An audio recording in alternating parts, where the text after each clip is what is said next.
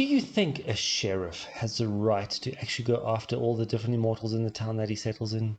You tell me. I'm Shane Comley-White, and you're with me at Rocking at the Movies, and stay with me. Let's get into the next section of the video. I'm Duncan MacLeod of the Clan MacLeod, born 400 years ago in the... well, no, not really. That was a TV show called Highlander. So, just listen to Rocking at the Movies with me, Adrian Paul, and Shane Comley-White, and you'll learn some interesting facts.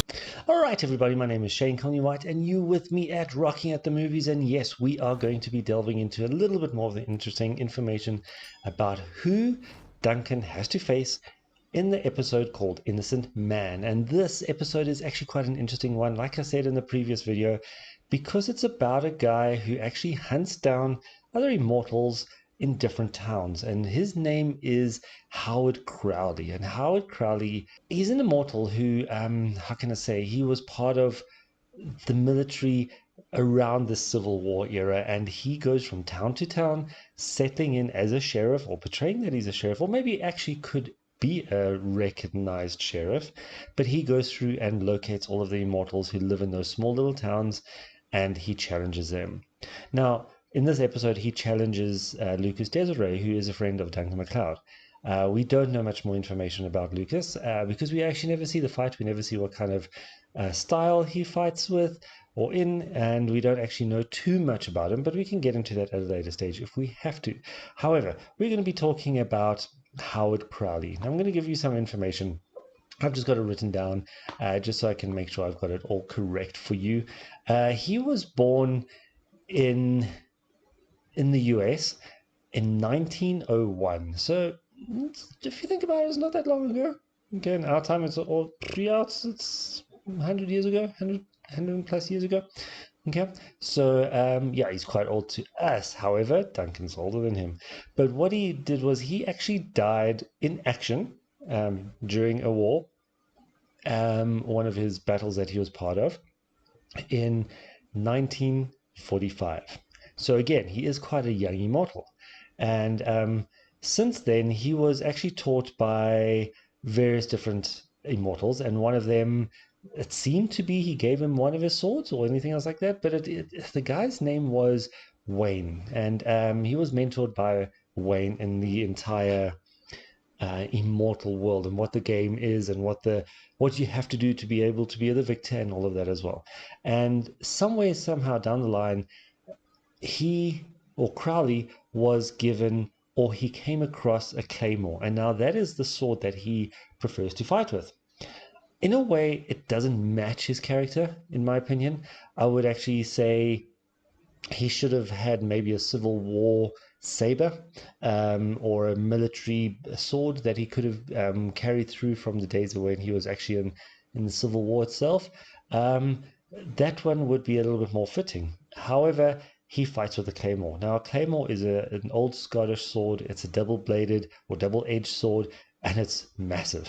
Okay, and to be able to yield that sword as elaborately as he did, with a lot of flair and a lot of movement and all that kind of stuff, must be extremely difficult because they are not light swords. Now, if you had to compare this sword right here with a Claymore, the samurai or Duncan sword will actually easily be yielded a lot better and a lot more efficiently than a Claymore would be.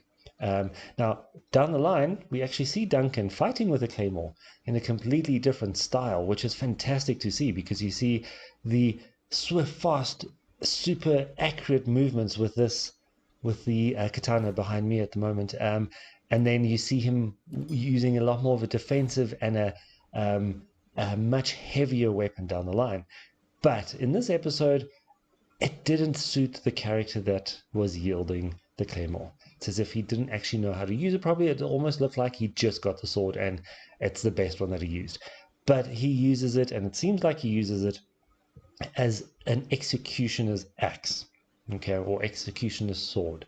And that's how he seems to really just kill his victims. He gets them on the knees and he hacks away and he chops off the head.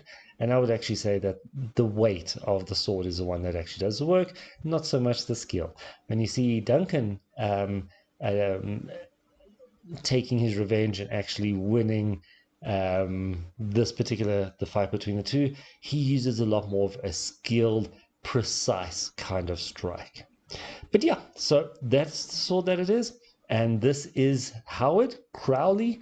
And yeah, he's not such a fantastic guy. I think he's quite a nasty person. Definitely racist. I would definitely say that. But if you think about it, that's his nature. It comes from the time that he was around during the Civil World War, when there were slaves, when there were this thing against various different cultures and all that. So he just stayed the same.